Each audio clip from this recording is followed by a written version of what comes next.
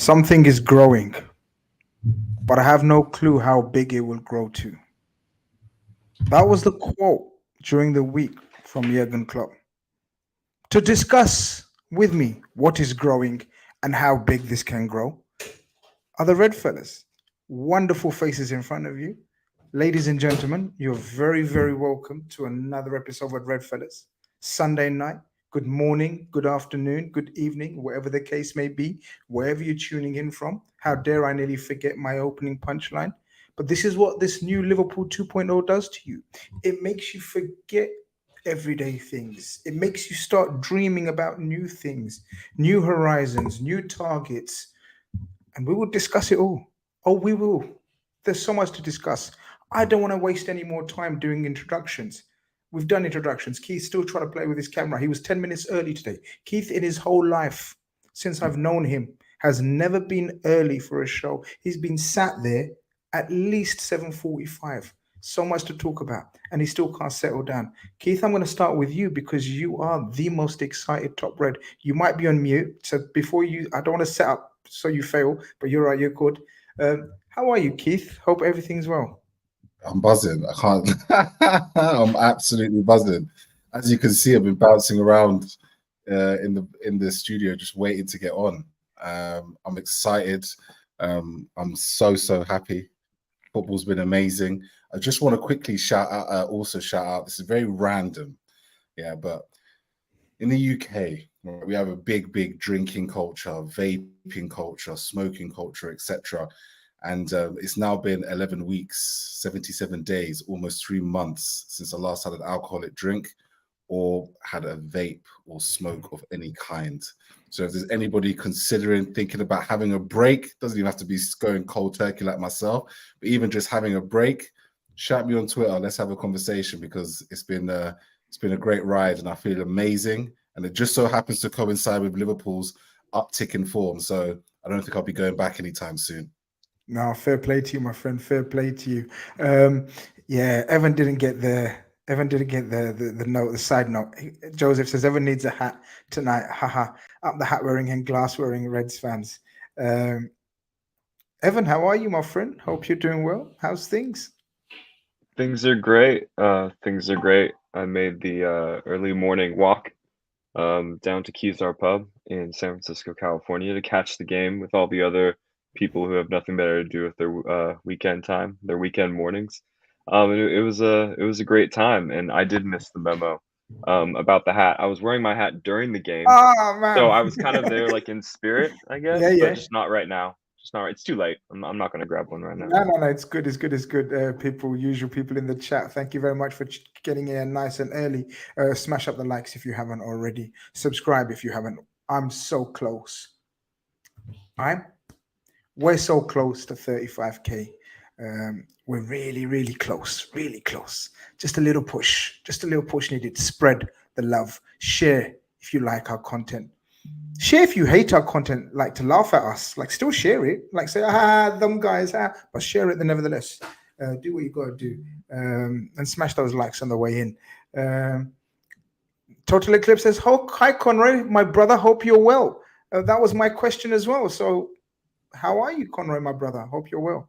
Yeah, good. Thanks, Chris. It's been another a 3-1 weekend. It seems to be the Liverpool way. Instead, 1-0 Arsenal, it's 3-1 Liverpool. I think that's going to be a chant very soon, to be honest, because it seems to be a pattern. But you know what? You'll take that. No, it's been a good weekend, Grizz. I've got to say the result was brilliant. I actually think some of the football games this weekend have also been quite from a neutral point of view, been excellent as well. Quite interesting today, the Spurs Arsenal game. I think a lot of Arsenal fans thinking that was going to be, they were going to batter Spurs, and that's kind of put a cat amongst the pigeons now, so that's quite interesting as well. And for us to just quietly get our business done, it's been a professional job the last couple of weeks. So I got to say it's been good spirits, and like Keith, I know Keith was more outspoken about today, buzzing for it like yourself, Grizz, but I was quite looking forward to today as well, because just a little side note on what we're going to talk about is, I think I heard someone mention it a couple of days ago, Liverpool, I wouldn't even say have hit their gears yet. It's still a very new squad. So if this is what we're doing right now, wow, what is the ceiling of this squad? So looking forward to talk about that.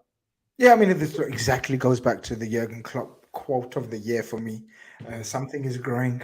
I don't know how big it will grow to, but something is definitely growing. Dinesh, I hate saying that's not your full name, so I'm not going to say it. But Dinesh says, "Evening, Grizz, and everyone. Good win. Everyone is sleeping on Liverpool. We just chipping away in the background. Grizz, ready for the Cricket World Cup? One thing at a time, my brother. One thing at a time. I will go mad. I will go insane if I try to take in all the big events. But I am kind of looking forward to it. A couple of injuries in the Pakistan team that have put me back a little bit. But Dinesh, plenty of time to talk about the Cricket World Cup. We haven't got much time to talk about all things Liverpool today, so we must crack on. Jono says, our number 9 is cooking something special. And then the fire emojis to go along with it because, yeah, I think the fire emoji is probably the most apt emoji for this Darwin Nunez fella. And talking of Darwin Nunez fella, Evan, my brother, I come to you first because as usual, as is the norm with most post-match shows of kinds, you talk about the lineups and your feelings going into the lineups. My feeling was, and I'll quickly get my one out the way because it's the least relevant. My feeling was front three are the form front three are the ones that started, but there was a slight doubt in my head because they had been rested during the week. I thought Gakpo and Jota might start, but Jurgen Klopp, what does he show you? What does he tell you that he picks these three? The midfield three are picking themselves. And then the surprise at the back, Joel Matip, because Konate was on the bench. So unless he's carrying a little knock, Joel Matip was shown faith and Gomez obviously deputized for the Trent. When you saw that lineup, how was your feelings and feeling? It was hard to tell which selections were down based to just like tactical reasons or form reasons, or they were just like advice from sports science of saying this guy shouldn't play today based on this injury, based on these minutes he logged during the international break. I think we're always trying to, we're kind of just like throwing darts constantly when we're trying to describe Klopp's thinking. Like we could all sit here and talk about the tactical nuances of certain selections and things, but sometimes it really is as simple as, hey, you know, the medical department is saying that this guy should only play 30 minutes today, or this guy shouldn't play at all, or this guy needs game time to build up reps, to build up the match fitness. So it's difficult to say. The Matip inclusion feels like them trying to load manage Konate a little bit, and the Diaz inclusion I think could just be form related. You know, he started really hot. I mean, it's so hard to say with the front three because we're absolutely just spoiled for choice. So I have absolutely zero emotions on a week by week basis when I see whichever front three happens to be playing on any given day. I'm just like, cool, that sounds great. You know what I mean? Darwin Nunez, awesome. You know, Mohamed Salah, of course. And then it's Jota. Oh yeah, he scores a lot of goals pretty effortlessly. So it's really just hard to, you know, roll my eyes at it in the ways where we're kind of like, you know, in the past, like Origi, not the best option. Minamino, not really a natural fit. But now everyone is a fit in a certain way. So those were my thoughts, Grizz. Relief, and I was feeling definitely grateful for being so spoiled for choice these days. Legends on the panel, he talks about you three. We look so fluid and dangerous and a proper team again, which will only get better as the season goes on. The reason why I picked out this comment is because A, it was bigging you guys up, and B, it was because what I wanted to talk about. We look so fluid and dangerous and a proper team again, which will only get better as the season goes. And I like to go to Conroy because Conroy is known as the calm one. Let's not get carried away too much. Nothing's happened, nothing's done. You know, I think I'm doing a good impression of Conroy as well. I'm with you, Conroy. I thought the opening 5-10 minutes was, what's the word I'm looking for? Ropey? Maybe not. I don't know. Help me out. If there's a word that describes our opening 10 minutes, disjointed slightly. West Ham played good. Yeah. We didn't for the opening 10 minutes, but we survived somehow and we didn't concede first. Was that a relief first and foremost? Yeah, I think so, Grizz. I think we mentioned last week as well, and obviously Wolves' performance first half, that was still different. I mean, that was not a great start against West Ham, but the Wolves was a really poor start. And I think, again, it goes back to what we said. The team is still new. There's to a certain extent, there's still that midfield. There's still certain parts that have to gel together. So I think it was, going back to your point last week, that it is a good sign of mentality that you don't have to start the game amazing and you've got that character to come back in it, which I think is great. I do think that will improve. I think my biggest thing last week was we could have been 3-0 down against Wolves. Now, I'm not saying that was as like that today. However, we're going to discuss a few moments. But if you talk about Alisson's outstanding save, which again, I don't actually think the highlights give it justice. I think when you see that from the original angle, it looks like a good save. But when you're behind the goal with that camera, it's an outstanding save. I'd say relief, Grizz, yes, but also maybe, as Evan mentioned a couple of weeks ago, and I think it was Keith last week, who actually said about that confidence in the depth, just linking to Evan's point there about our depth in attack, that we do know that we don't always need to start the game amazing, but especially with the game going on longer, potentially 10 minutes of additional time at sometimes, we've got that ability either off the bench to really just like hurt teams towards the end of the match as well. So it's a relief that it wasn't as bad this week. However, I'm hoping we will start games a little bit quicker as we go forward. Because as I said last week, that there can be some opposition who you just can't do that against, i.e. Arsenal, City, a few others in that as well, Brighton away, for example. We really have to start quick. But again, I think it's a good thing that if we start bad, the full performance isn't out the window. I think that's a good. Remember in the past, because you know this as well, where there would be certain games, especially at the start, where you knew within 10 minutes if it was going to be we're going to turn up. What kind of game it's going to be? Yeah, exactly. It's not predictable like that anymore. I feel like there's more to this squad, which is a very good thing. Keith, what also coincided with that ropey start was a magnificent start from the man, the myth, the legend, our goalkeeping sensation, the greatest Liverpool goalkeeper in my lifetime. Yeah, it gives us a chance to shine. When you're up against it, it gives a chance to shine for people that you don't always want to be shining, because that means they're full of activity. But that's what he's there for. First and foremost, did you notice the commentator saying Alisson? His name, how it's supposed to be said. Did you notice that? Anyone else, guys? He was being referred to as Alisson, not Alisson. Okay. So it's Alisson, and that's I've been told by my South American friends that's the exact pronunciation, how to say it. So thank you very much for the people that messaged me saying that is exactly how you say it.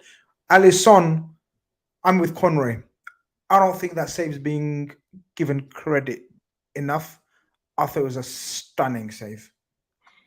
It was a world-class save from one of the best keepers in the Premier League, period, in the modern era, 100%.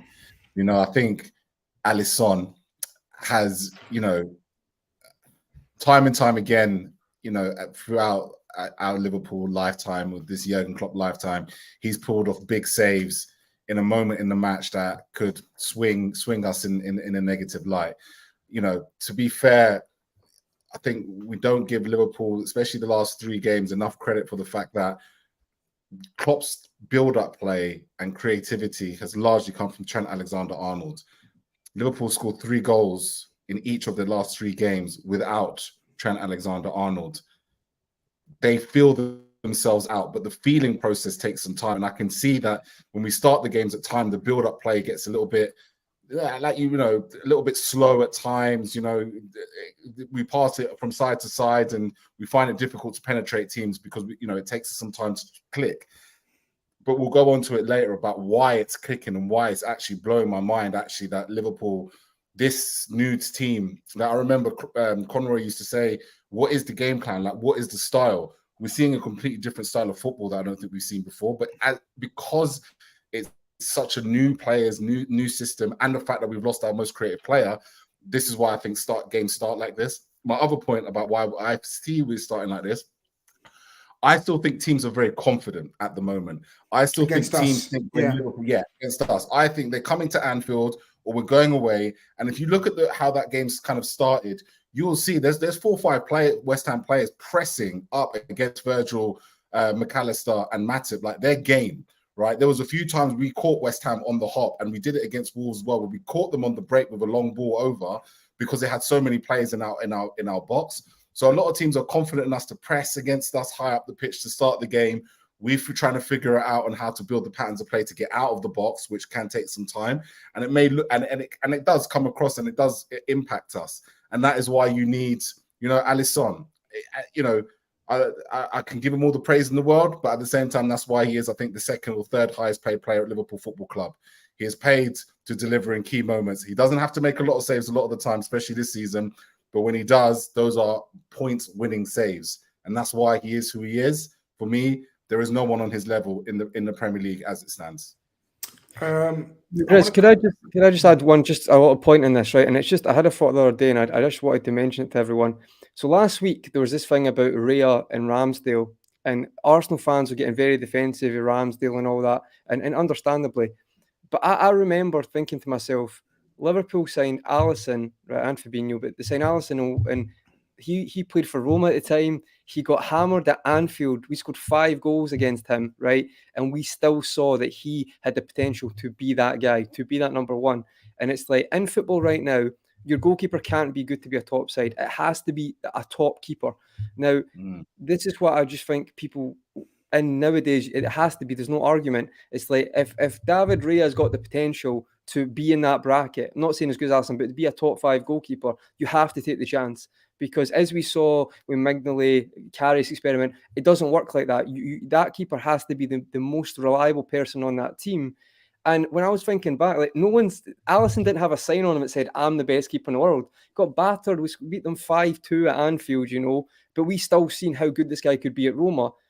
And we done that. And I think it's like, I think it's always very interesting how people will maybe look at that and see, oh, it was obvious. It wasn't obvious. It was actually very good, scouting to see that this guy could be one of the best in the world. He is one of the best in the world. But I just, hearing that last week, it just made me reminiscent of, we seen that was an area that has to be top, and that's why we got that player. And it reminded me that last week of this kind of defence of, we need to go with Ramsdale. I'm thinking, no, if you want to be the best, you have to have the best or one of the best goalkeepers. Now, David Raya, I'm not saying he's on that level, but you could see there's potential that he might get there. So this is why I just thought, I found last week that was quite interesting, because it actually reminded me of that time. And I remember just, you're not going to win titles with a Simon Mignolet. No disrespect, fine, good goalkeeper. But I think it's the same with Ramsdale. And it reminded me of our era where we used to continuously defend our goalkeepers. But since we've had Alisson, it's clarity. It's clear. You have to have that type of keeper to win leagues. So I just wanted to make that point, Chris. No, and very well made as well.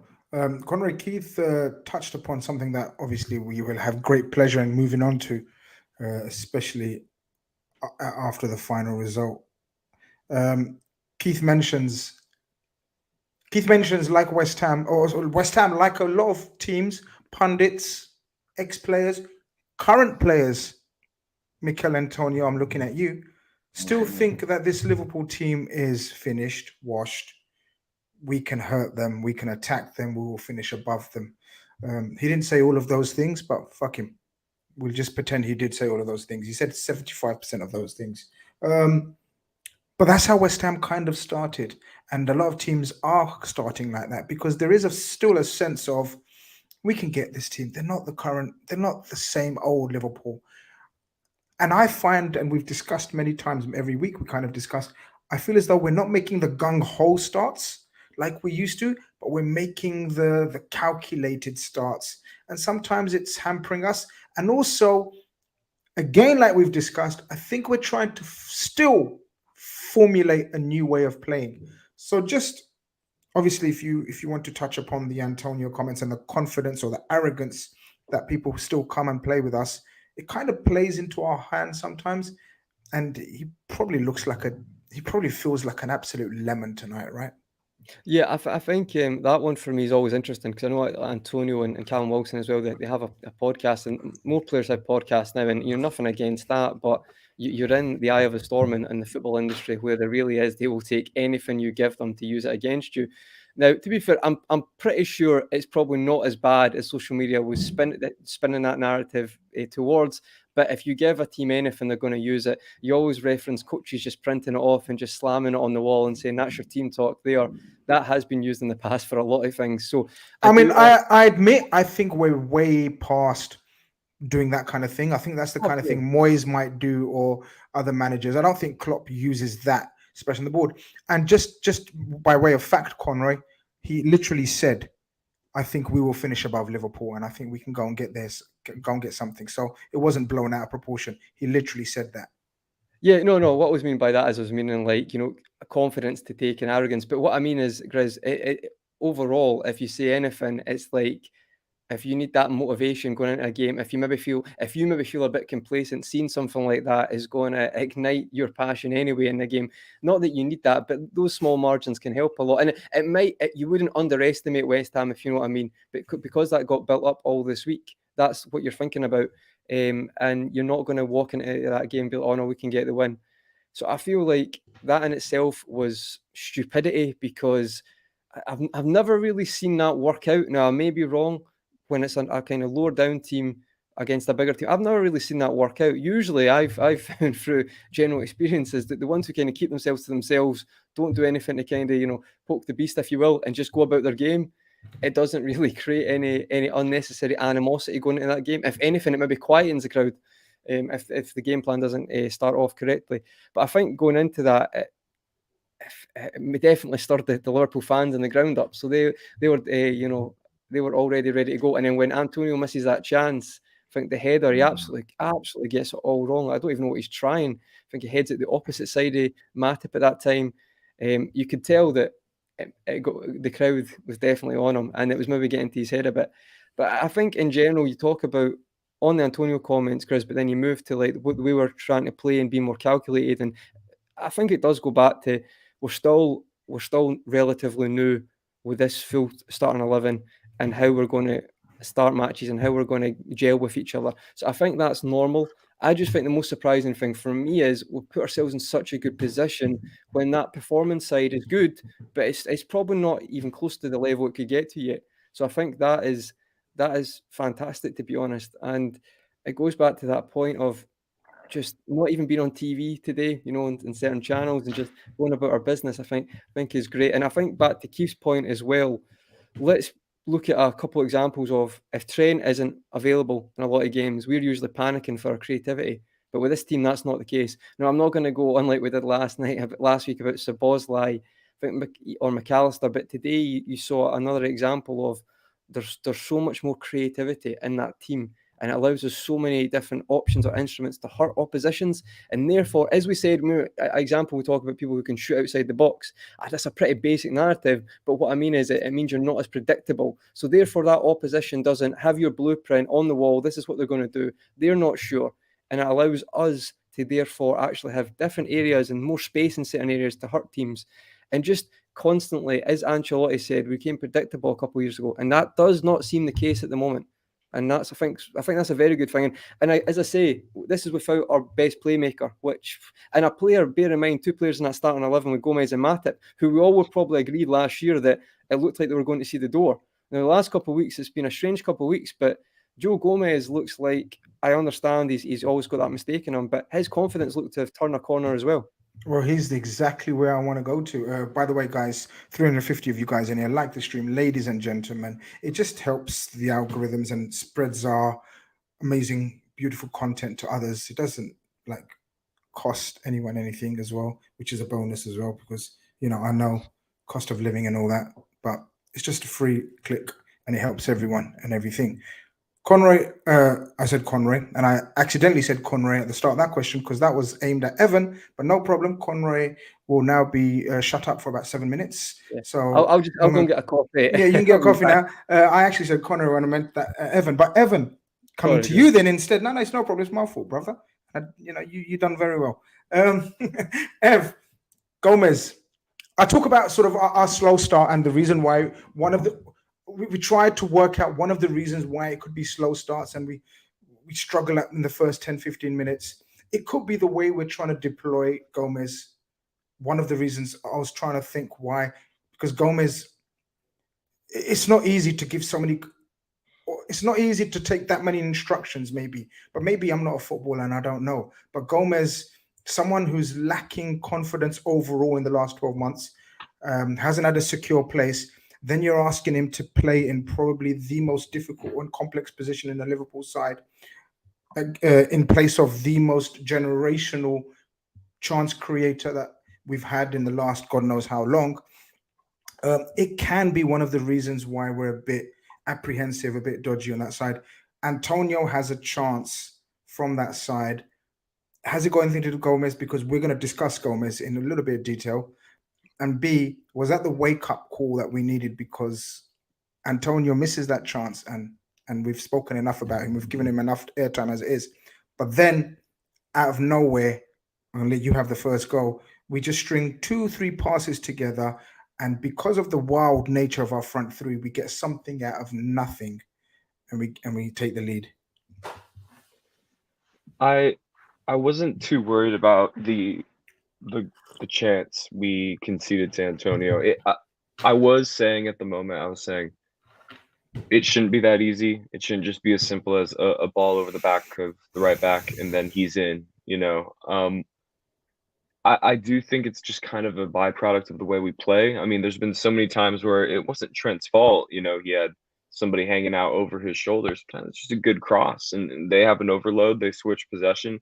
That's how it works. We were masters of that for a time. So I think it's less of a what are you doing, Gomez? What are you doing, Liverpool situation, and more of just a well played West Ham. You know, nice way to create the chance.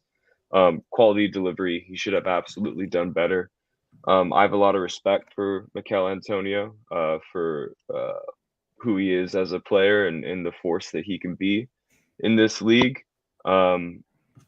But just touching on his comments real quick, I think he's well outside the Liverpool bracket of quality, not really, in my opinion, qualified to speak so boldly about Liverpool. I think we showed that today, so that's all I'll say about his comments.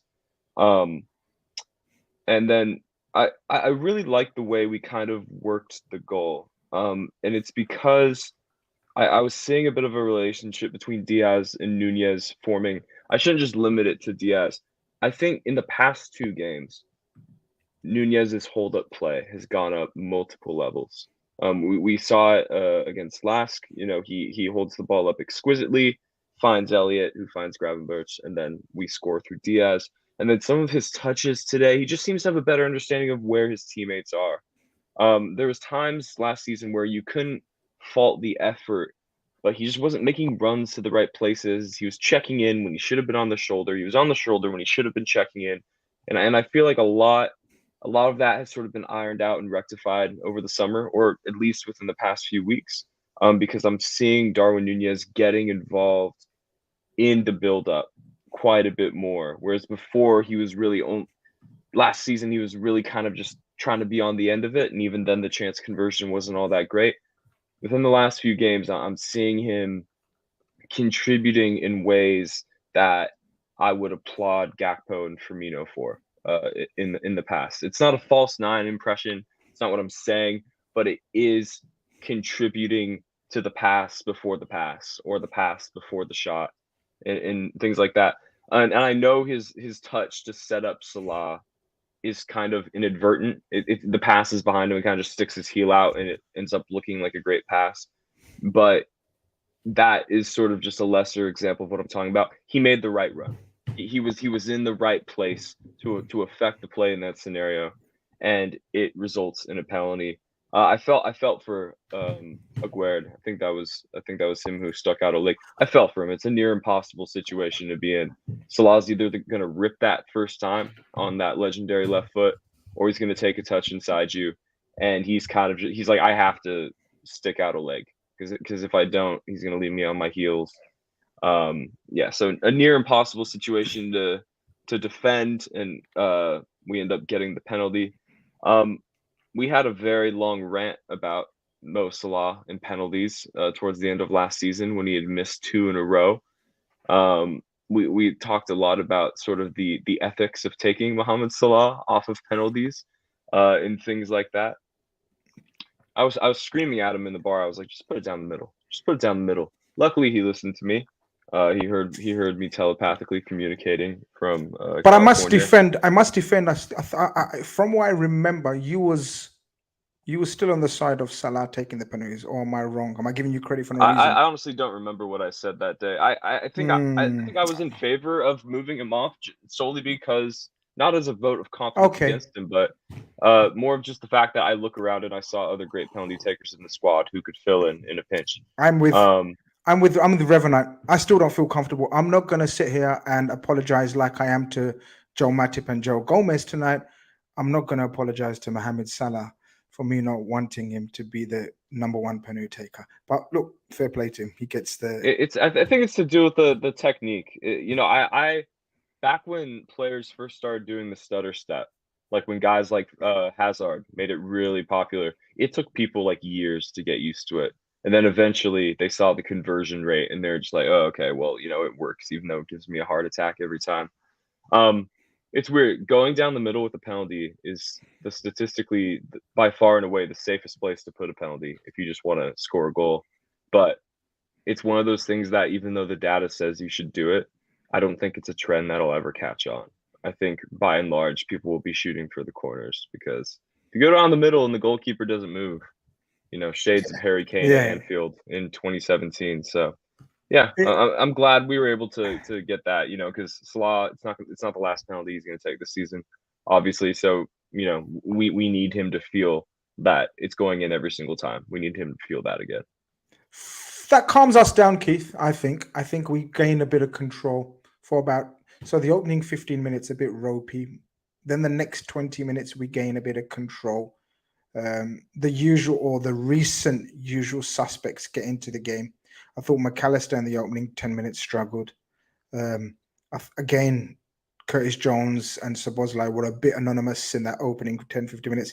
But then them three really gained control of it like they do. Just want to read this super chat because it's kind of related to what I was to come to, but not this player. He says, hello, you guys are great as always. What do you think of Paqueta? Was that an audition at Anfield? Seems like he got applause from LFC fans when subbed off. Can that happen? ? Yeah, look, Lucas Paqueta put on quite a show. I had a few mates that were there live and they said, wow. Wow, he was stunning to watch in live flesh. Fair play to him. But I thought someone else who is, in my opinion, a more realistic person who should be auditioning and maybe in our books or in our eyesight or in our line of vision is the guy who gets the equalizer. I think we have a near escape just before that, guys. I can't remember exactly what happens, but then a good move. Antonio, with one of his successful 5 passes in the whole game, actually managed to put Kufau away, I think, on the right, who gets the cross, and a diving header from Jared Bowen. Good goal, or should have done better on the cross? Virgil, a bit flat-footed. Where are you going with this? I think, if we're to pluck hairs on this one, then my only kind of consideration would be Joel Matip right before Antonio makes that pass, because up until then, it seemed like, I know we were talking about maybe like Klopp doesn't use the words of Antonio, the players didn't, but there's someone who did listen to that podcast, and that man is Joel Matip. We're going to touch upon that. Yeah. Go for it. Yeah, no, I just wanted to touch on in the first half. I thought Joel Matip in the first half bullied him. Was on him. He was bullying. He was pulling him away. He was winning headers. He was winning tackles. It was like Antonio better go onto his podcast next week and apologize, a personal verbal apology to Joel Matip, because it reminds me very quickly. I'm so sorry, Keith. I will let you finish completely, but just very quickly on that. Do you remember when Troy Deeney? Do you remember when Troy Deeney spoke about how good Virgil is in the flesh and how good he smelled and all of that? And he's the complete. I hope Antonio says the same about Joel Matip on the next show, on the next podcast. He has to. He's got to give him his flowers, because that first half I thought Joel was onto him, but at that moment I thought Joel got into two minds in that situation. He was in his position and he was kind of caught in no man's land, where if he just gone ahead and just pressed him aggressively as he did in the beginning, Antonio would have been surrounded and he wouldn't have been able to make that pass. After that pass gets made, I thought, first of all, the ball was from Kufau was world class. He was, to be fair to him, he was doing that a lot in the game. Do you know what I mean? He creates I think two major chances from that same cross. I mean, his delivery is perfect. And you know what? it's a good reason why this man is being auditioned, because I think he is a fantastic footballer. I think he's the real deal. Jared Bowen is a very, very good and one of those multifunctional forwards that a big club is definitely going to have their eyes on. And that was a brilliant header. No doubt about it. I mean, I know some people came out and talked about Van Dijk. In fairness to Van Dijk, he's coming back into the box. You can see he's adjusted his feet and he's just imbalanced. That's why he sticks a leg out, because otherwise it's impossible. He's off balance. And for him to even get into balance, I mean, we're at this stage, we might as well be asking for robots to become footballers, because it's impossible for a human being to adjust their position into the box and then also keep balance at the same time. So I don't really give any, Van Dijk, because he's there, there's always the pylon with him because of how good he is. I still thought he had an amazing match. And I think actually Van Dijk this season has been at his colossal best. Make no mistake about it. The Van Dijk that we all love and appreciate, I believe he has been playing at that level. We'll come on to him in a bit. But yeah, brilliant header by Jared Bowen. You can't deny it. Fantastic header, so good. Hits the post, goes in. Not even Alisson, the Cats, who made a fantastic save in the same corner in the first half, could save that. And yeah, I give it credit. And again, I know we don't talk a lot about the opposition, but you have to give that 11 that West Ham assembled today. That was probably the best 11 I have ever seen West Ham come to Anfield with, by the way. I thought Paqueta, that is an audition, if ever I've seen an audition. Well, their midfield, they adjusted their midfield, I thought, slightly. I thought they really put I think the strength of their team is in that midfield. So to me, they kind of, the formation, in fact, I've got it here. If you give me 1 second, guys. It suggests to me that this is the formation. Well, the graphics suggest that, but I don't think it was that. I thought James Ward-Prowse was almost like a quarterback. They utilized him just in front of the back four, alongside Edson Alvarez, who was quite good, guys. He was quite good.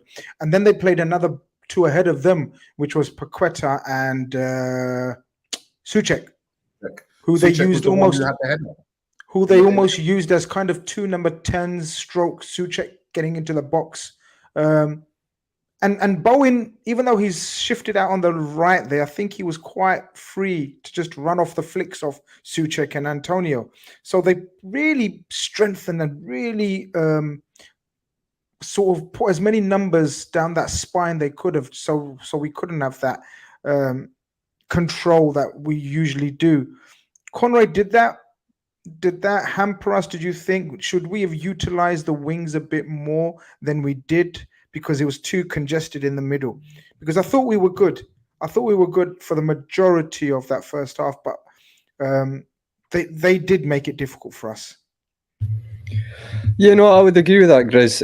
I think it has been mentioned earlier, though. Yeah, the great thing about hopefully going forward with this team is that ability to calculate and assess it during the game, because you're always going to get teams doing different types of presses, maybe being an unpredictable approach, and it's just about you adapting or changing your game management going forward. That doesn't mean you alter the tactics or your attack and your patterns of play, but it's like anything. If, like Brighton the other week, if you split the centre backs against Manchester United to find ways to hurt them more, it makes sense to have that ability to do that. I think for me, I'd agree with your point. I think that kind of allowed them to get some joy against us. But overall, I think with the way this team's going and with the confidence on the ball of our defence and midfield right now, I feel we'll be confident to do it either way. But I would initially say that. Do you think that your comment about Edson Alvarez, I was quite impressed with Edson Alvarez today as well. Now, just as a little comment on this, do you think that as a player, for example, that maybe has kind of went under the radar as being a midfielder that a top 6 team would look at in the future? He's always been spoken about in terms of, can he make that next step? He's done a very good job for Ajax.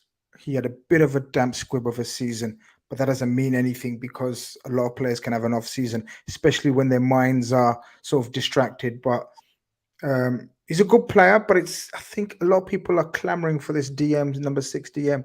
And I was speaking to someone online as well today on my Twitter chats, and I was saying, look, I think it's time we accepted that Jurgen Klopp doesn't want a DM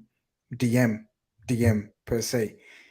He's spoken about multifunctional players. He spoke about players with so many strengths and attributes, and he wants to have a combination of everything. So, moving away from Edson Alvarez, we've got so many other things to talk about. Conway, referees, and Edson Alvarez. My God, what topics you like to bring up? But I'm different if not anything else. Yeah, exactly. Edson Alvarez. My God, we've got 11 Supermen to talk about. But and I want to speak about some of them. Evan, I come to you. We have a goal disallowed, and I wish it stayed. Damn, I wish it stayed. And there's a couple of reasons for that. And obviously it was rightly disallowed and everything. We're not going to suddenly start criticizing referees again because we have a certain Scotsman who will get very passionate about it. But it was rightly disallowed. But I wanted it to not be disallowed, because of the pass of Szoboszlai. He would have continued my love and affection for the new superstar. Let me tell you again, I'll repeat it this week again, the new superstar of Liverpool Football Club, Dominic Szoboszlai. But also the guy who got at the end of it. Curtis Jones would have added to his goal tally or goal actions, whatever you want to call it. Again, a very quiet, a very... The name or the theme of the show or the week is growth. And again, another player who's growing every week, maybe not physically anymore, but in terms of people's opinions and seeing and thoughts about what his role is and how he's adapting to this Jurgen Klopp team. I'm kind of just proud of this kid, Evan. We spoke about him so many times, and is it finally let him go? He's not going to fulfill his potential. Again, at the end of the game, I thought he had, or not at the end of the game, when he was subbed off, I thought he had done another very solid, very Genie-like performance where, I don't know what the word is, maybe you can put words to describe him better than me, but I just simply put it, another very nice performance from Curtis Jones when he came off. What I liked about Curtis Jones in this particular matchup against West Ham is that I thought at times West Ham had us in terms of 50-50s in the middle of the park. You don't win them. You invite guys like Antonio into the game, guys like Jared Bowen into the game. That was my only critique going into halftime, really, was let's just win more duels in the middle of the park, shades of last season. And if we do that, we will absolutely, it's our game to lose. That is ended, we did fix the dueling in the middle of the park. But what I like about that is if you're playing with we'll call it an undersized midfield, no true DM, no true destroyer, no true duel winner. It's nice to have someone like Curtis Jones, who's hyper press resistant, rarely loses the ball just by, getting dispossessed, rarely tackled. So he's a nice matchup for teams that are going to try and get at you physically. Teams that don't try to get at you physically in the past, you can get away with like a Naby Keita there or something like that. But that's what I particularly liked about this. What I also liked about the disallowed goal was it's sort of carrying on this trend that he was having towards the end of last season, where he's lurking at the back post and the ball gets crossed or clipped over, and he's very composed, first time finish. Would have been a continuation of that trend, but from a less wide position. I thought he was miles offside. I didn't celebrate the goal in real time. But upon replay, it was closer. It was marginal. It was less than half a body. It was a shoulder, really. So it was closer than I thought. I guess that's why we have VAR, because it is occasionally closer than you think. And yeah, that would have been nice. And it wasn't as wide as I thought of. The goals I'm referencing at the end of last season, they were more of crosses. This is more of a clipped ball over the top. Also liked it because it shows how we have a new dynamic in the way we attack. We kind of like punch through the middle just as much as we like to wreak havoc on the wings. It's sort of kind of like that. And then we'll come on to Darwin's goal, but that's obviously a continuation of that theme as well. I just feel like teams, this is Klopp 2.0, because teams got very used to, all right, if we can pin Liverpool's fullbacks, and we can put double coverage on Mane and Salah, then we have a chance. If we catch them on an off day and we do those other two things well, we have a chance against Liverpool. That game plan doesn't work anymore because we have this sort of more vertical approach now. It's a vertical approach where we like to prepared direction is the Klopp quote I keep coming back to. That was good prepared direction. We maintained a siege in their half. We got Szoboszlai in space. He saw the time and place to be direct, and barring a bulky Curtis Jones shoulder, he would have had his assist and Jones would have had his goal. But there was a lot to like from that disallowed goal. If there ever was things, do you know what I mean? That's what I mean. Yeah, yeah. Like, you know, I wish it stayed. Yeah, I wish that. Yeah, it led you to believe that that's not the first nor last time we're going to see that sort of pass from Szoboszlai or that sort of finish from Curtis Jones, because he's done 2 officially and 3 in total, with 1 being unofficial. But yeah, that did feel good, and like I said, I'm sure we'll talk about the Darwin goal, but a continuation on that theme too. I'm sure we're going to talk about another sexy pass that came later on. Oh yeah. But sexy passes, sexy players, sexy coaches, managers, words. I guess we must touch upon Keith, because again, there's something about this team that's giving me really positive vibes, apart from the looking at the table and 5 wins in a row. Again, very much like our league, and I'm going to say it, I don't give a shit. Very much like our league title winning season, Keith. I'm liking and appreciating, and my confidence is growing in the way, very similar to that season, we're working out what to do next to win a game of football.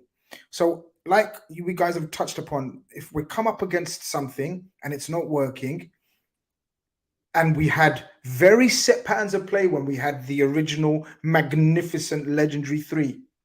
We had Sane, we had Mane, Salah, Bobby, Trent, basically, and Robbo.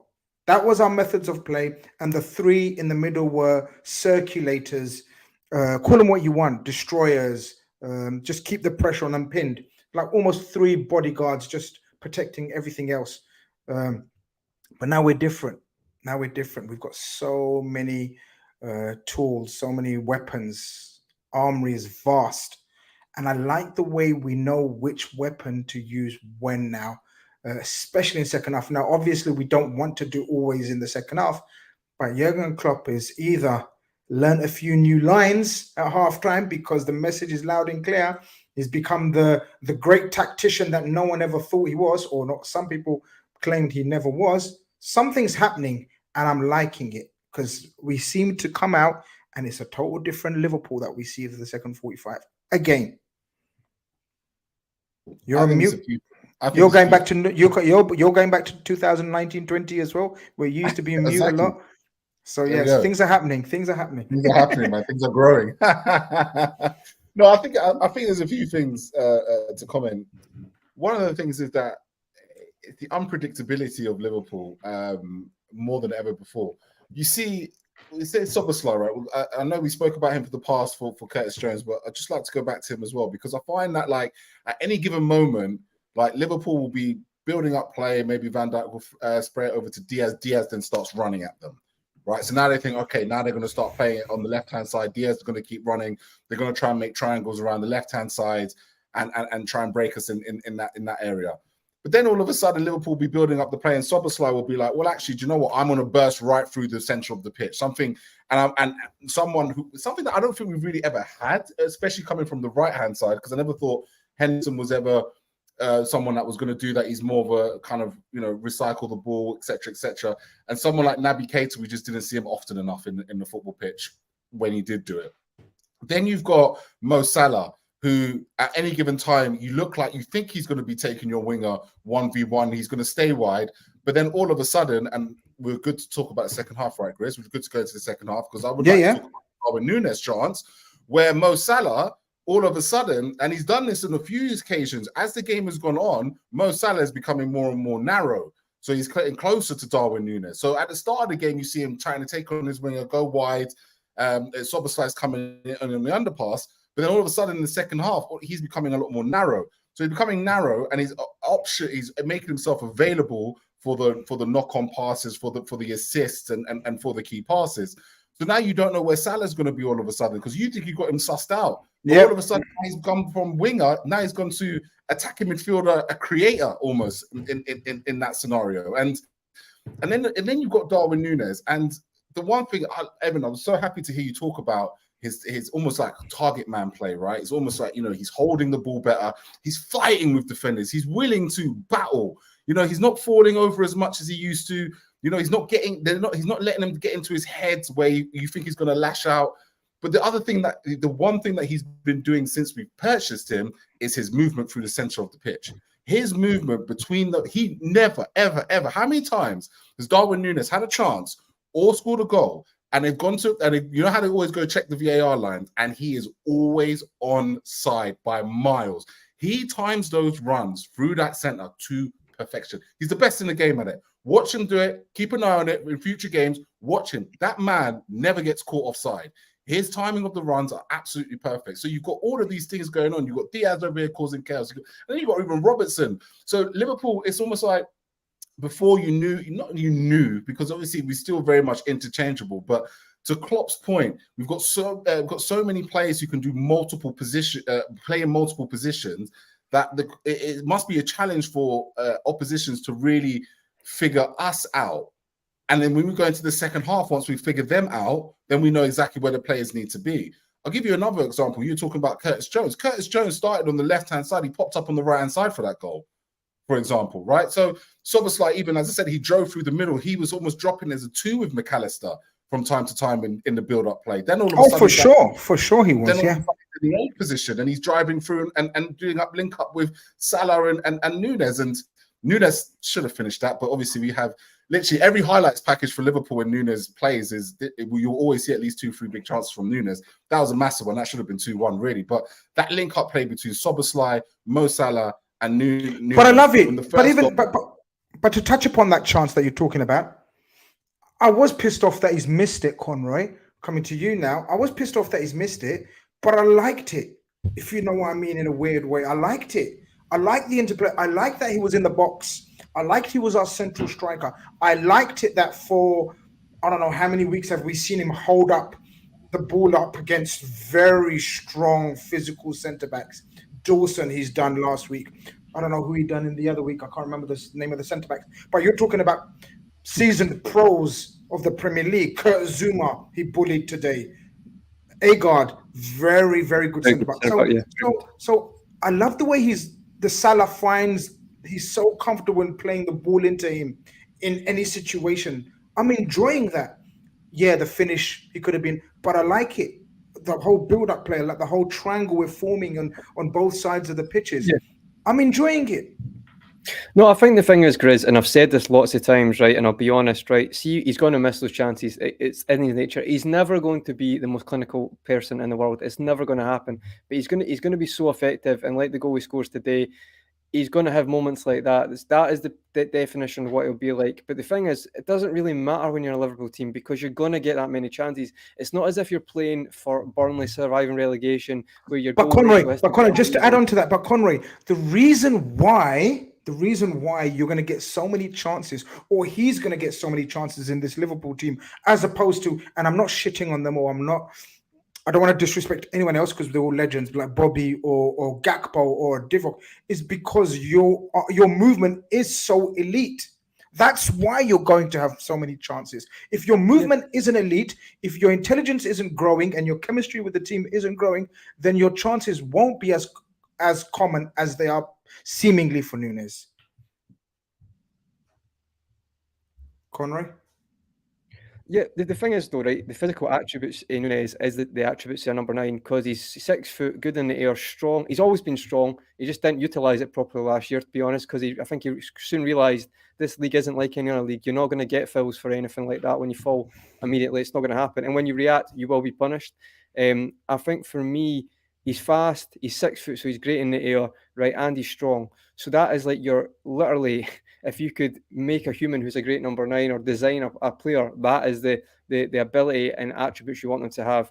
I think comparing it with like Bobby or Gakpo, they're like a false 9, if you know what I mean. That's what they do. I think Nunez is not trying to copy that because, to be honest, I think they're 2 different strengths, and that's not really his game because there is parts of his football intelligence that just don't suit that, right? But what he is good is his abilities I've got and his skill. This suits that, and I think he's always had that physical ability at the fact that you can see that he's definitely developed his movement. His movement's always been good, like running on the last line, but to go into those positions and actually where to be when Salah gets it and actually help the team. So it's not just he might get that ball, but it's like even for the penalty, as Evan said, that direct run he's made there, by hook or by crook, it's fell to Salah and he's got a penalty, but that's putting teams in a situation where you can win a penalty. I think you can see that improvement massively.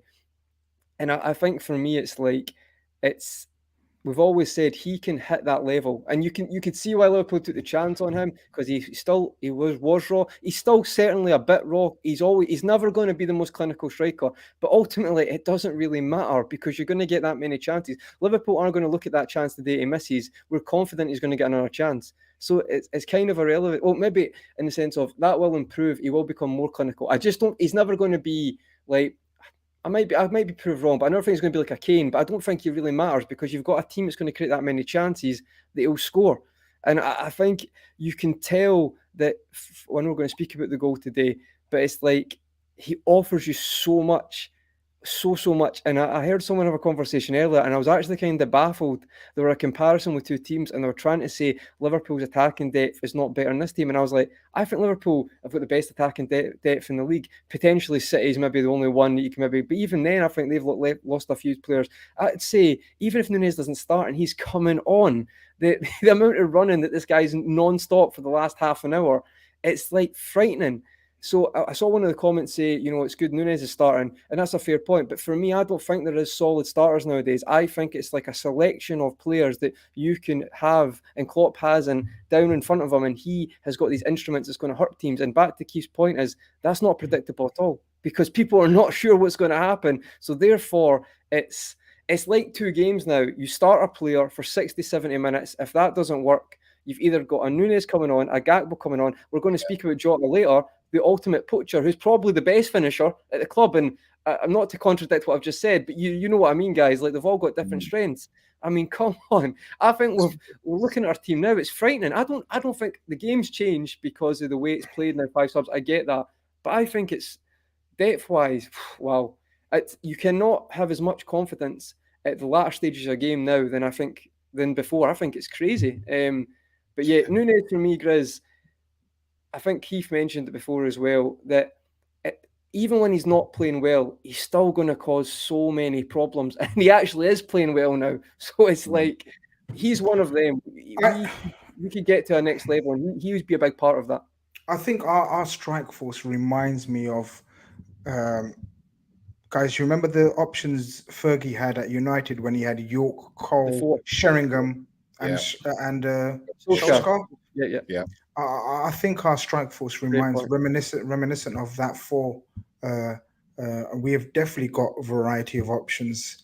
But before we needed those options, Evan, we do take the lead, and the ball lands just luckily at your junction to talk about that goal. Because week by week, when I see Alexis McAllister, I think he looks like you more and more, or maybe you look like him more and more. Now, I know you try to disguise yourself with the moustache and don't want to be, but I think there's a lot of Alexis McAllister in you. Now, we will ask social media if I'm seeing things or if there is something. And it's not just the gingerness. I think there is a bit of, but anyway, we digress. People asking about sort of the Cricket World Cup coming up, and if I'm looking forward to it. In cricketing terms, that would be known as the clip off the legs, a chip shot off the legs. No one's asked me about golf, but in golfing terms, that would be the ultimate skillful chip and putt. I don't know. The golf wedge. Get the golf wedge. Get the golf wedge out. I mean, that pass was, guys, do you remember who done a pass like that? I remember the great Gianfranco Zola done a pass like that. I remember once. I'm trying to think of other passes like that. I know Thiago Alcantara has done passes like that numerous times in his career. Again, it's one of those passes and incidents. Or am I guys? I haven't seen much coverage of it. People haven't given it the glory that we are about to give it. Now, we've discussed Darwin Nunez, and you can of course touch upon the finish. But McAllister's pass, this is why we've got him playing in that quarterback, playmaker, whatever. What's the latest words? What's the latest references to that position, guys, on football Twitter? I don't know. God knows what the latest name for that position is. But whatever that position is, Alexis McAllister is the holder of the jersey. That pass, that finish, wow.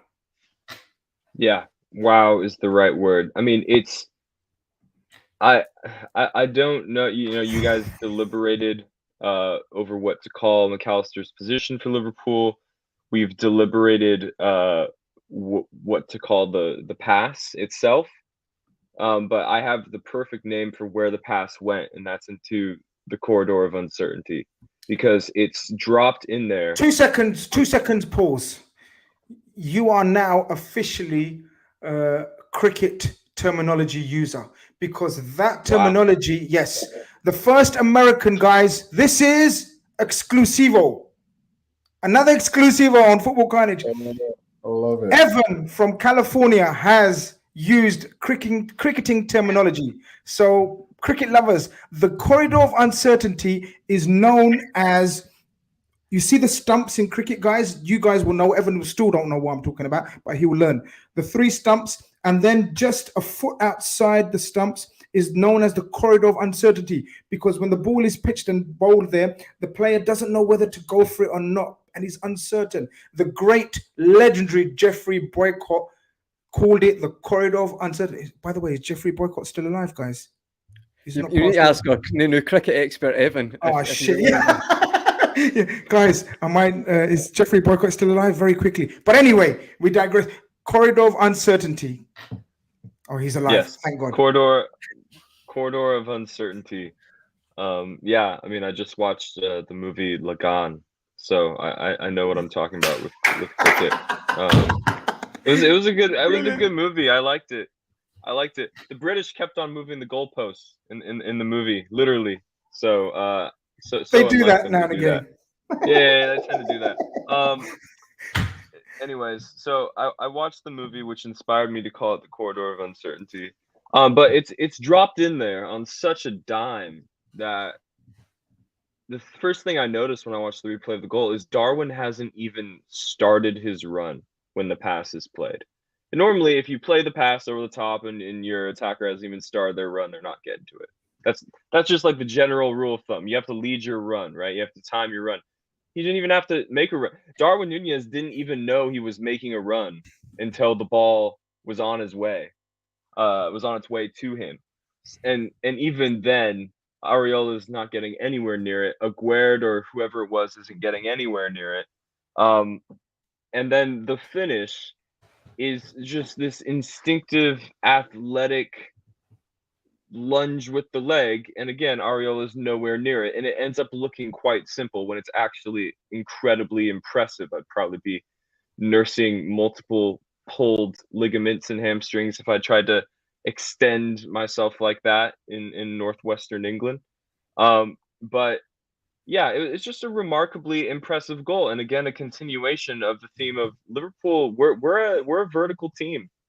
You know what I mean? We go through the middle. We're playing this little vertical tiki-taka sort of thing, and I really like it, because for a while that was the criticism. Liverpool had no punch. Liverpool had no this. Liverpool had no that.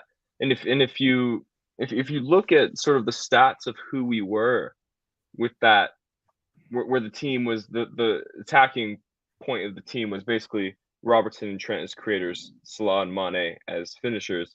That team crossed the ball quite a bit. It became the thing, cross and hope. And we were crossing the ball a silly amount. That's where all the assists were coming from. And then our crossing numbers have fallen off dramatically this season. Could be to do with red cards, could be to do with Trent's absence. There's multiple factors that are influencing this, but there is a recognizable shift in terms of where Liverpool think their chances are coming from. It's not all about beating the fullback and creating wide triangles and hitting it across goal, which I think is a totally valid way to go about creating goals, by the way. I firmly believe if you cross the ball enough, you will score. But it's nice to have such a direct, just barge through the front door sort of approach to creation. And we've seen that a few times. You know, Nunez and Diaz against Wolves. Remember that chance where Nunez, you know, I think Jose Salah saves it, but it's very close. They kind of just willed their way like straight into the box. You know, it was really impressive. Red So arrows. it's just nice to see. Yeah, it's just nice to see us scoring in different ways. You know, and we wanted change in some way, shape, or form coming into this season. For as bad as we were defensively last season, we weren't much better offensively, at least not consistently.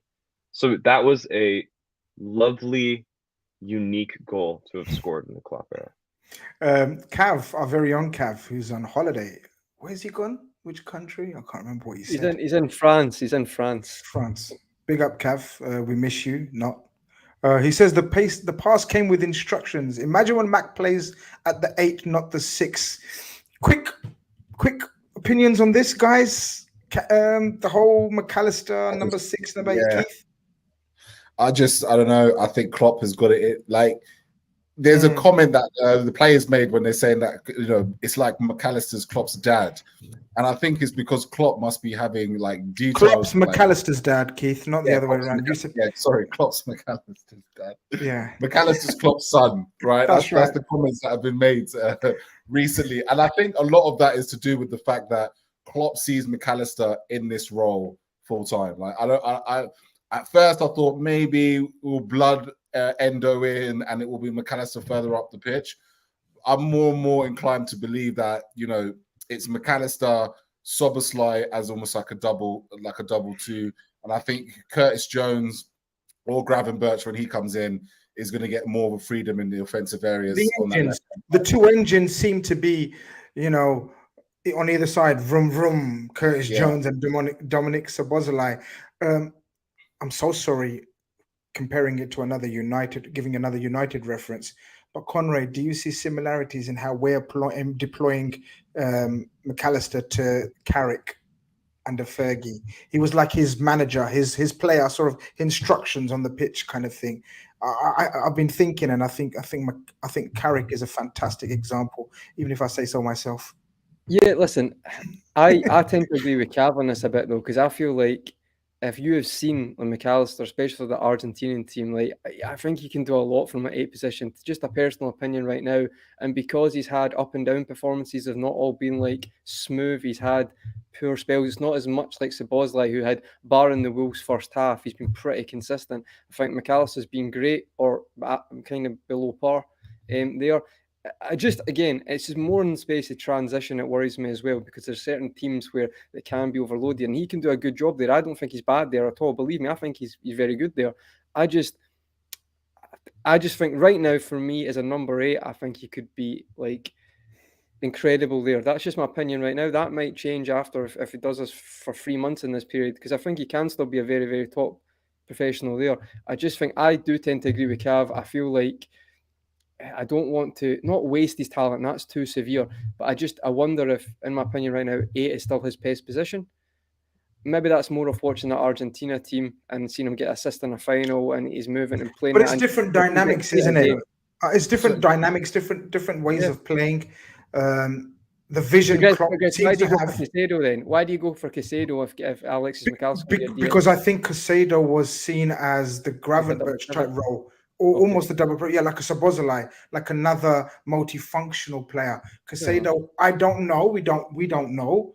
I don't think Caicedo would have played as a sole number 6, and I don't think McAllister is playing as a number 6, guys. I think.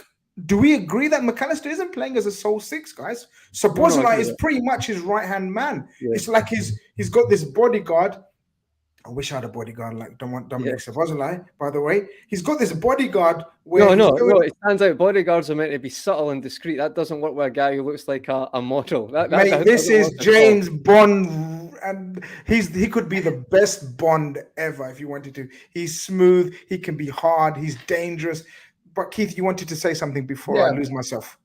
I believe that with Mac, I think I think the traditional kind of 6, I think Klopp is doing away with, first of all. However, Szoboszlai and Jones have more license in the final third than maybe McAllister. McAllister, you can see from his positioning his job still is to be further, like slightly deeper. And I think there's a few things. I think he's on training wheels at the moment with this position. A couple of reasons why. At times, I think he has tendencies to maybe force the pass when he could probably recycle the pass. You know, he takes some time to get into the game. But I thought on that second half, I'd love to see the stats, the data for this, Evan. It'd be good to see when you release those maps in the next couple of days. I was going to say, give him 12 hours at least. I know he's quick, but give him 12 hours. They're brilliant, by the way. If you haven't seen them, if you haven't seen them already, they're brilliant visuals. I love them. Outstanding. Yeah. What I want to see is kind of like the difference in terms of the amount of kind of challenges he was probably winning and the key passes he was making, because between the first half and the second half. Because I think as he grew into the second half, I thought he was a lot more. I thought he was winning the ball more often. I think he was more involved in terms of the defensive side of the game, and I think he felt more confident in distributing and dictating the game in that role. So I think he's going to take some time, but I just think he has the brain, and I think he's got the tenacity to play that role. And I think that's what Klopp thinks. I think Klopp sees it as, you know what, you've played well as an 8, but actually I think you're going to be better long term in a slightly deeper position. The Carrick shout's a good shout as well, Chris. I meant to say that is a good comparison, to be fair, as well. Pirlo was another one for the passes as well. A comparison. Yeah, that's another example, because people forget Pirlo could get. Pirlo was tenacious, you know, guys, yep. And McAllister got that tenacity in him. He tussled with Paqueta. Of course, I think Paqueta won quite a few of the duels, but he wasn't shy in terms of going for those duels. So I think McAllister's got that about him. And I don't think we're going to see fixed positions, as we said. I mean, I genuinely, like we've said before, I genuinely think he's going to play Dominic Szoboszlai there quite a few times. I think he's seen enough. I think we've all seen enough. We take the lead 2-1. I don't think there was any doubts after that. Keith, do you think once we took that lead 2-1, I don't think we ever looked in danger, and that's what I'm liking about this. See, months gone by, we would have been nervous. We would have been nervous right up to the last minute. West Ham will get a set piece or a something. I don't recall, guys, fill me in if I'm wrong, but I don't feel as though we were at any discomfort. But what I do know is we made them feel a lot of discomfort, because guess what? Just when you think Darwin Nunez and Diaz are going off and you think,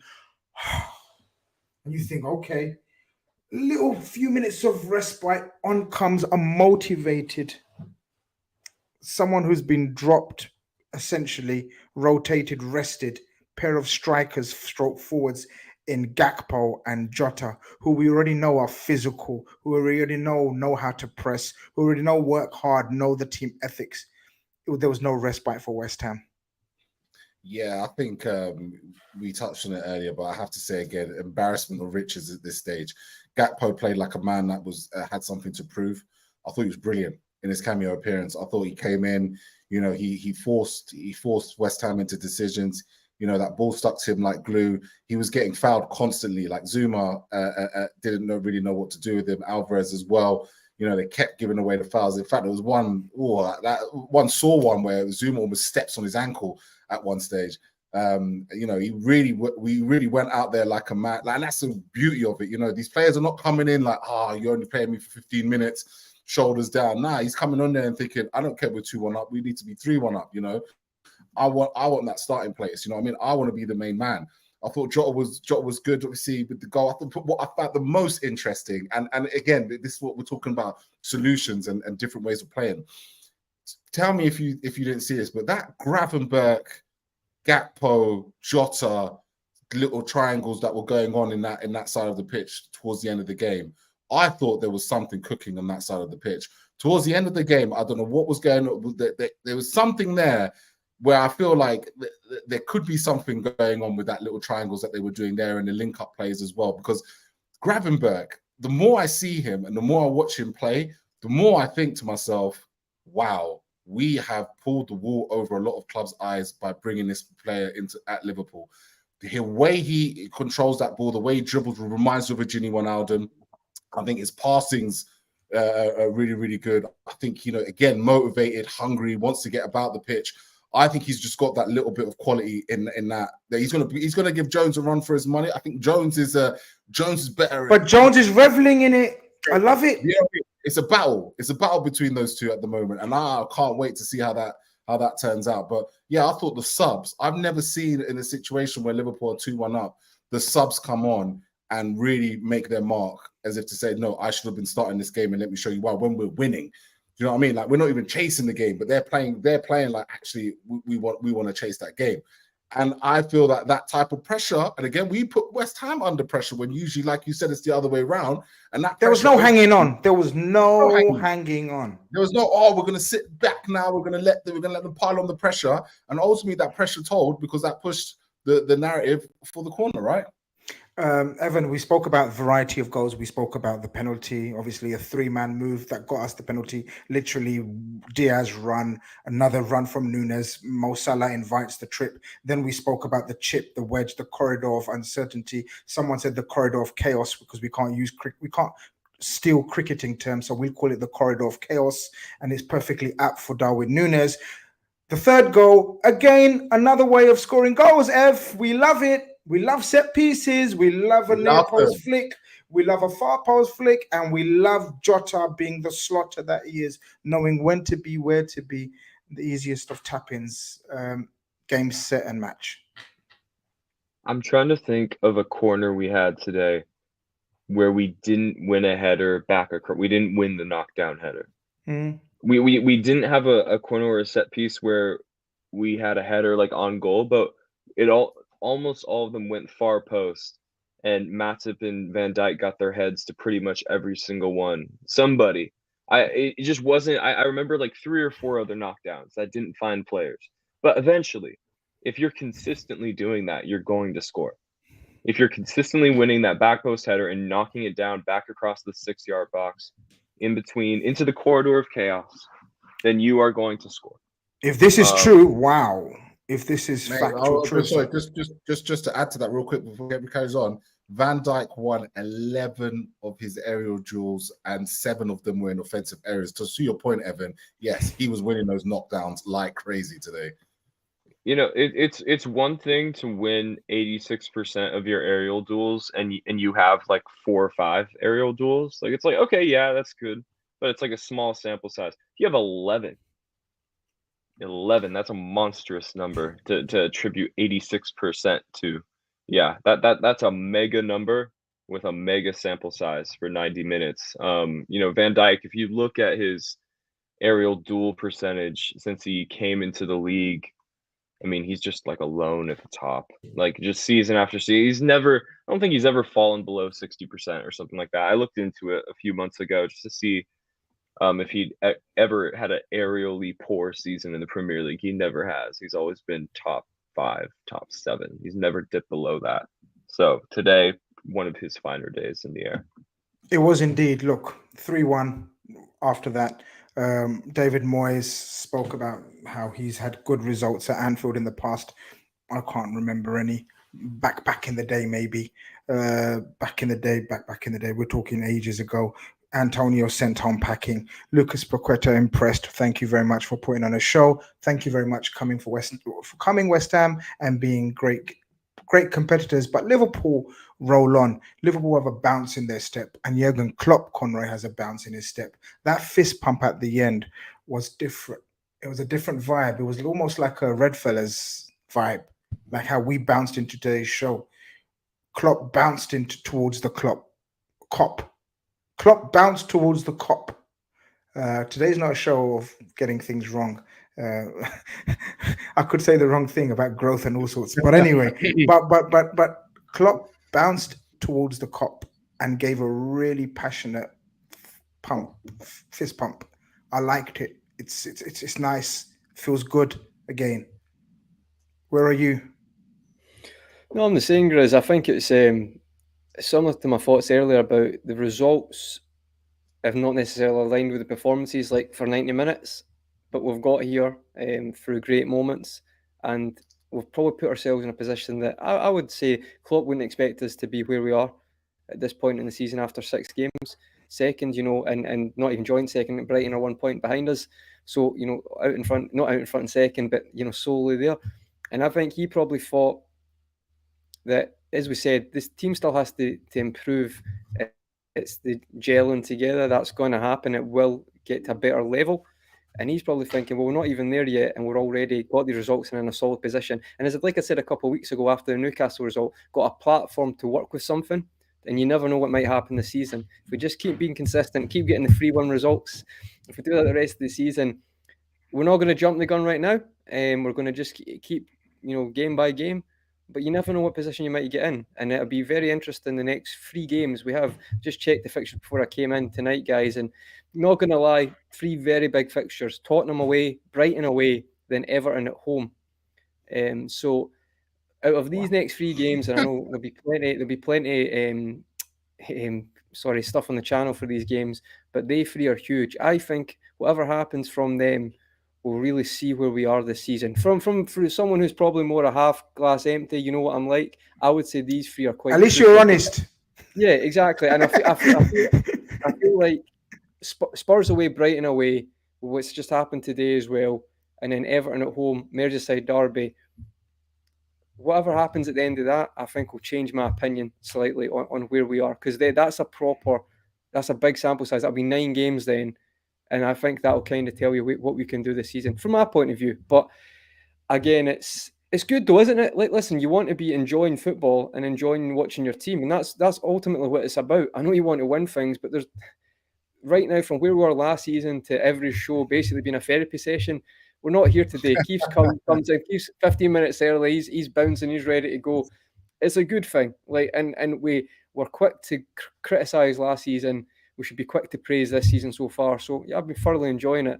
And again, it's making Anfield, which has always been a fortress, but you know what I mean. Last season, teams came in feeling confident. Well, that's another team like West Ham today, as you said, Grizz, with that kind of confidence, to a certain extent, arrogance going into the game, to be just, batted away. That's another one. So that, again, as Keith mentioned, that might reduce a lot of that complacency, the wrong word, but that type of arrogance of teams coming to Anfield, it might change that going forward, which is always a good thing as well.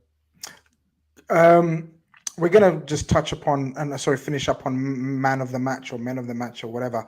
But yeah, I'm total agreement with you. After the next 3 games, will really show me if we are back from slight doubters to believers again. Because guys, if we pick up 7 points, would you say, from the next 9 available, that would be Newcastle away, Chelsea away, Spurs away, Brighton away, all done with in the opening 9 games. Now that is 4 out of the possibly hardest, 4 out of the most definite hardest 6 away games. Brighton away, I would say, is in that right now, Chris. That's what I mean. So only City away and Arsenal away would be tougher, I think. And we'd have all of them out of the way. If we can, and we must believe, if we can pick up 7 points out of the next 9, then yeah, we could have something growing bigger than we thought. Could be cooking something. Could be something. We could be something. Guys, very quickly, and I hope one of you chooses the right names because we haven't discussed them. But anyway, come to you, Evan. Man of the match for you, sir. Honorable mention and then a man of the match. Yeah, honorable mention and then man of the match. If it's hard. Honorable mention, Darwin Nunez, for how well he continued to link play for the 2nd game in a row. And for bouncing back after missing the chance, and then he scores the go-ahead goal. Excellent. That's my honorable mention. But my man of the match is Alexis McAllister, dictating play, dropping it into the corridor of chaos, not the corridor of uncertainty, the corridor of chaos. And apparently I'm becoming like Alexis McAllister, according to Grizz. I would like to be like Alexis McAllister when I grow up. I wish I didn't compare you because, I don't know, maybe you had Alexis McAllister on your brain as man of the match. I didn't, certainly, but there you go. Fair enough. Keith, your honorable mention maybe, if it's hard, or a clear man of the match maybe. I don't know. Yeah. No, I think definitely got to have an honorable mention. I will give the honorable mention to Alexis McAllister. I thought that second half really proved why Jurgen Klopp is persisting with him playing in this position, and I thought the pass that was brilliant. I thought the general dictation of play, I thought he grew into it, and I just love having him at our football club. I think he's a brilliant player. But my man of the match, I think it's time to give him his flowers a little bit more. He's the Dutch national team. All they ever do is slander this man's name for reasons that I don't understand really why. Oh, you're going there. Virgil van Dijk today, he listened to that Antonio podcast and he said, not on my watch. Dominant in the air, dominant with the ball at his feet. This was a vintage Van Dijk performance of old. Those that are saying that he was at fault for the goal, again, watch it back. You'd have to be a robot to be able to balance yourself up when you're trying to get into that kind of position. It was a team effort, and we let the side down as a team for that goal. But the rest of the performance was phenomenal, absolutely phenomenal. He gets his assist for the third goal, and you know, for me, I am seeing that Virgil van Dijk is back. Very, very interesting. Very interesting. Neither of her had in my mind. I didn't have Alexis McAllister. This is intriguing. This is what I love about it. This is opinions. This is football. Keith's giving someone different. Conroy? Yeah, I think I know what you're going to say for your man of match, Chris. So I think I'll give my honourable mention to Szoboszlai again, putting another terrific performance in. Last week we mentioned the Wolves' first half was probably his poorest showing, and then second half he plays in double pivot and was outstanding. I think he's continued that form. I just think he really is. I think we've got a gem here, guys. That's not obvious, if you know what I mean. But the guy continues to impress me, even though I know how good he is, and that's a skill in itself that he managed to do that. So for me, I think he was outstanding. He really has continued to perform. Alexis as well, I think maybe, really grew into the match, and that assist is one of the assists of the season. I think it not being on maybe Sky and on TVs probably, as you say, Grizz, not maybe giving it the reaction that it deserves, but I think is when we look back at that, what assist. As Evan mentioned as well, it's like to put backspin on that ball for it to come back down when Nunez hasn't even made the run is crazy. That shows how good a pass it is. And I have to say, Evan's tweet about that earlier is the best tweet of the year. Like he mentioned earlier, there was actually, he didn't even make the run until he made the pass, which is just outstanding. But for me, I'm going to go, I think, again, for me, my match, I'm going to say Alisson. And you might look at that and think, well, 1-3-1. But I just think he makes big saves at big times. And, if you're being rationally, probably he shouldn't be man of match. But I just think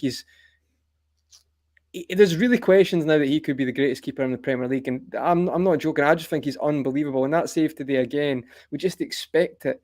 He's just so good. Like, it's not even, he makes goalkeeping look easy. It's the 89th minute and he does he catches the ball and there's a first time volley pass to Jota. And it's honestly, it's about a 100-yard path. Like, it's nothing. Like, it's not as if he's like, took him out. He's just done it. Like, oh, there you go. It's like, that's something you would see Zidane doing. Like, I know I'm being a bit flippant, but what I mean is, like, that is like, as Grizz said, he's the best in the world with the ball in his hands, kicking from the ball in his hands.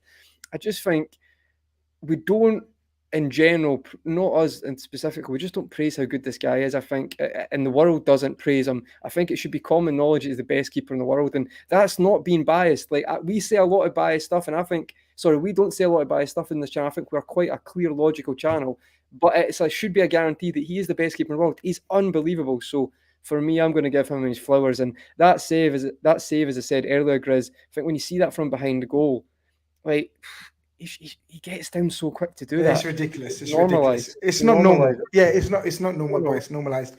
People are saying Grizz promised to give flowers to Matip after he's been slandering him and cussing him and selling him every week and calling him all sorts, from a Uber driver to I don't know, go on holiday, an extended holiday. Look, honorable mention has to be Joe Gomez. Again, you can't choose a player to make a comeback, so to speak.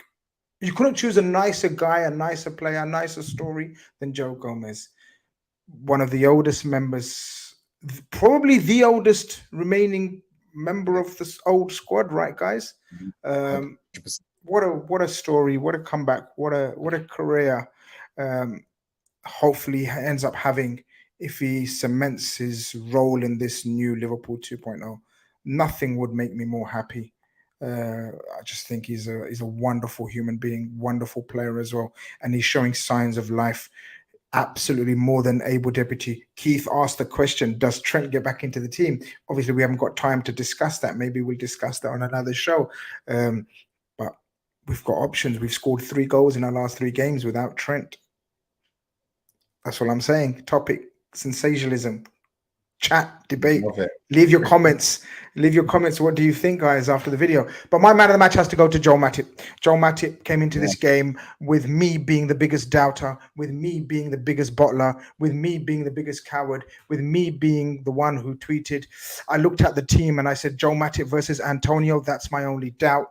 All me. So therefore, I eat humble pie and say Joel Matip was fantastic. Joel Matip was brilliant. Joel Matip was aggressive. Joel Matip was physically dominant. Joel Matip was alert and alive. Joel Matip was the best centre-back on the pitch. He put Antonio in his pocket. He didn't let him out. I don't think he may have let him out now because Antonio is probably, like the title says, hammered. Like I said in the tweet, he's probably hammered now. But Joel Matip, for me, thank you very much, Joel Matip, for humbling Twitter users' opinions. What do we know? We're just Twitter users. You was magnificent. And maybe Joel Matip can extend his Liverpool career until the end of the season and perform admirably if it comes down to playing once a week. You know, we have now a situation, a position where we can rotate our centre-backs. We have, you guys know what I think of King Konate, Virgil van Dijk showing new leases of life, Kwanzaa being brilliant in his debut. We have chances to rotate our centre-backs where we haven't usually. If they all remain fit, and if Joel Matip is asked to play one game a week, if that, one game a week in the way every other week, maybe he can prolong his career. He was magnificent today. Let's take one game at a time, though, because as Conroy says, the next 2 or 3 are daunting, to say the least. But we have a super chat to quickly finish up on. Mane Hafir Run, I love this name. Sends in a super chat, says, to see Matip and Gomez play to levels they've previously set is pleasing. Long may it continue. Absolutely. Mane Hafir Run, that's exactly what I said. It's nothing more pleasing to see great legends of the club end their career on highs rather than lows, if you know what I mean. What I mean by that is Joel Matip is coming to the end, or coming to the nearer end of his Liverpool career, and I don't want him to go out like many thought Fabinho went out or a Henderson went out. If Matip can leave on a high like Bobby Firmino did, that would be nothing more beautiful. Guys, thank you very much. Of course, first and foremost, the Red Fellas. Thank you very much, the chat. You guys have been amazing. Please like and subscribe if you haven't. As I said, we're very close to 35k. It's a small target for others. It's huge and massive for us. And for me, it's humbling like anything. Sunday night, Red Fellas. Hope to see you next week again. Do we play on Sunday again? Of course. We play Wednesday. I'm going to be at the game next week. What time's kickoff? I don't know if I'll be back for the show. If not, I'm sure one of you guys will be absolutely more than apt, much better at hosting than me anyway. So yeah, guys, see you next week, or not, as the case may be. This has been Red Fellas Sunday night, over and out. Take care, love and peace and tranquility.